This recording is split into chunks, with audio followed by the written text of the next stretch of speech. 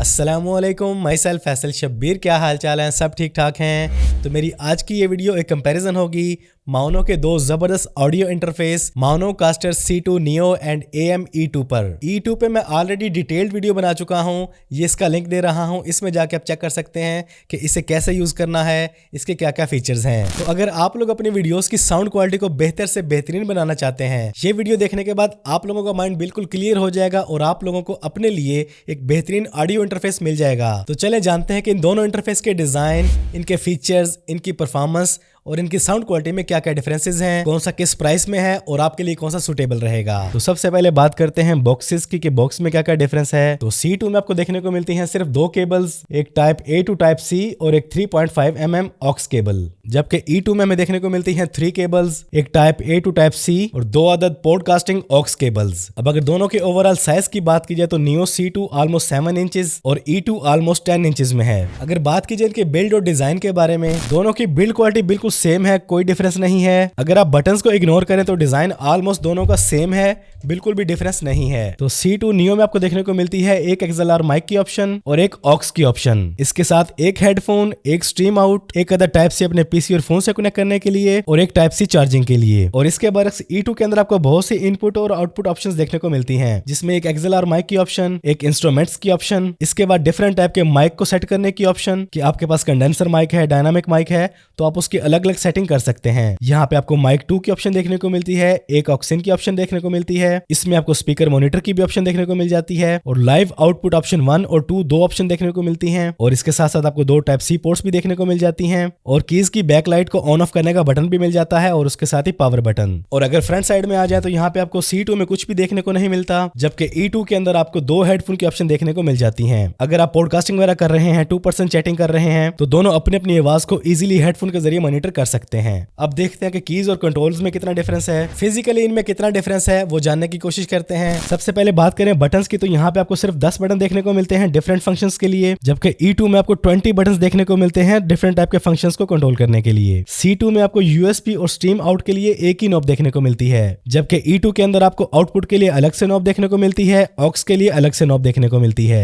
C2 में आपको mic control करने के लिए स्लाइडर मिलता है और एक आउटपुट के लिए स्लाइडर नजर आता है, वो दोनों आपको E2 में भी देखने को मिल जाते हैं। C2 में आपको पिच और रिवर्ब की सिर्फ प्रीसेट देखने को मिलती है जो आप बटन से ही कंट्रोल करेंगे, जबकि E2 के अंदर आपको रिवर्ब के लिए और पिच के लिए मुकम्मल वॉल्यूम दिया गया है। आप अपनी मर्जी के मुताबिक इनकी इंटेंसिटी को सेट कर सकते हैं। यहाँ पे आपको पैड वॉल्यूम के लिए एक्स्ट्रा बटन भी देखने को मिलता है जो इसमें आपको नहीं मिलता। C2 में आपको कस्टम रिकॉर्डिंग के लिए A, B एंड C की ऑप्शन देखने को मिलती है, जबकि E2 में आपको A, B, C के अलावा लूप का बटन भी देखने को मिलता है और इसके साथ साथ आपको 8 बटन और एक्स्ट्रा देखने को मिल जाते हैं। इनमें आप 1-1 मिनट की और इनमें आप 20 सेकंड की कस्टमाइज रिकॉर्डिंग कर सकते हैं। बाकी ब्लूटूथ और बैटरी परसेंटेज के आइकन आपको दोनों में देखने को मिल जाते हैं। साइड चेन और नॉइज रिडक्शन, ये दोनों बटन आपको इन दोनों डिवाइसेस में देखने को मिल जाते हैं। इनके अलावा जो बटन आपको इसमें देखने को मिलते हैं वो है लूप बैक, ड्राई वेट, जो आपको इसमें देखने को नहीं मिलते। और इसके अलावा यहाँ पे आपको aux, mic, instrument, sound pad, monitor, output के लिए अलग अलग बार्स मिल जाती हैं जो इसमें आपको देखने को नहीं मिलती। और E2 में ऑडियो की लो, ऑडियो की मिड, ऑडियो की हाई को सेट करने के लिए अलग अलग वॉल्यूम मिल जाते हैं। यहाँ से आप उनकी इंटेंसिटी अपनी मर्जी के मुताबिक एडजस्ट कर सकते हैं। और उसके अलावा इंस्ट्रूमेंट गेन्स, इंस्ट्रूमेंट वॉल्यूम और मॉनिटर की वॉल्यूम भी मिल जाते हैं, जबकि C2 में आपको सिर्फ ऑक्स और गेन का वॉल्यूम देखने को मिलता है। तो ये है C2 और E2 के अंदर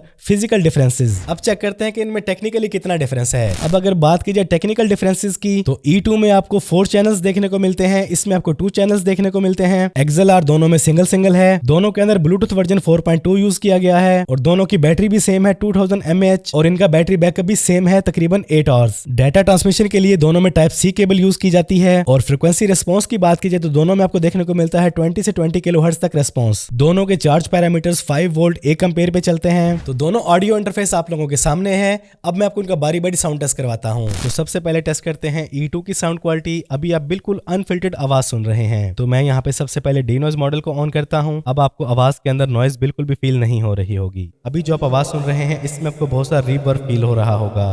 यहाँ पे डिफरेंट टाइप की प्रीसेट्स मौजूद हैं और यहीं पे आपको रीवर्ब का मैनुअल वॉल्यूम भी देखने को मिल जाता है। अगर आप प्रीसेट्स यूज नहीं करना चाहते तो आप मैनुअली भी सेट कर सकते हैं अपनी रीवर्ब को। Hello testing.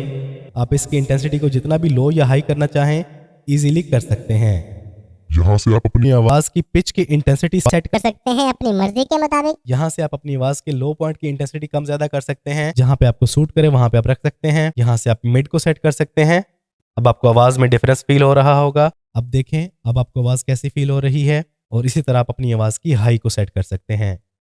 अब फील करें, hello testing, hello testing, hello testing, hello hello. Same ऐसी ही साउंड क्वालिटी आपको मिलती है C2 के अंदर। जो मेन डिफरेंस है वो है इसके एक्स्ट्रा फंक्शंस, एक्स्ट्रा बटन्स और एक्स्ट्रा इनपुट और आउटपुट ऑप्शंस। तो यहाँ सबसे पहले चूज करते हैं नॉइज रिड्यूसर। अभी आपको आवाज के अंदर बिल्कुल भी नॉइज फील नहीं हो रही होगी। इसके बाद यहाँ पे पिच प्रीसेट्स मौजूद हैं, इनको भी देख लेते हैं। यहाँ पर आवाज़ की पिच चेंज हो चुकी है। अब आपको और ज्यादा डिफरेंट फील हो रही होगी। अब आपको रोबोटिक आवाज फील हो रही होगी। और ये है हमारी नॉर्मल आवाज। यहाँ पे रिवर्ब की प्रीसेट्स भी मौजूद हैं, इनको भी चेक कर लेते हैं। ये है वैली टाइप रिवर्ब ऑप्शन, ये है रूम टाइप रिवर्ब ऑप्शन, और ये है हमारी ओरिजिनल आवाज। बस C2 में आपको ऑलरेडी मेड प्रीसेट्स ही देखने को मिलेंगी, जबकि E2 में आप इन चीजों को मजीद अपनी मर्जी के मुताबिक सेट भी कर सकते हैं इन वॉल्यूम के जरिए। बाकी इसके अलावा साउंड क्वालिटी में बिल्कुल भी डिफरेंस नहीं है। दोनों की साउंड क्वालिटी बिल्कुल एक्यूरेट 100% परफेक्ट है और सेम है। तो ये है माउनो के दो पॉपुलर ऑडियो इंटरफेस। दोनों की साउंड क्वालिटी, इनकी परफॉर्मेंस और इनके फीचर में क्या क्या डिफरेंट है आप लोगों ने जान लिया है। मुझे साउंड क्वालिटी में जरा भी डिफरेंस फील नहीं हुआ।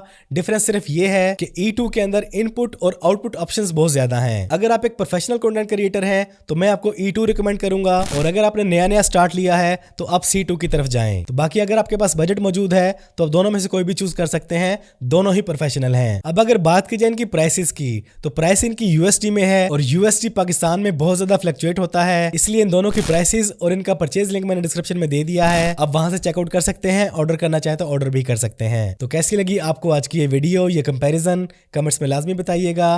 वीडियो पसंद आई है तो वीडियो को लाइक और शेयर कर दें। चैनल पे पहली बार आए हैं तो चैनल को सब्सक्राइब कर लें, बेल आइकन पर क्लिक कर लें। जिंदगी रही तो फिर से मुलाकात होगी। अस्सलाम वालेकुम।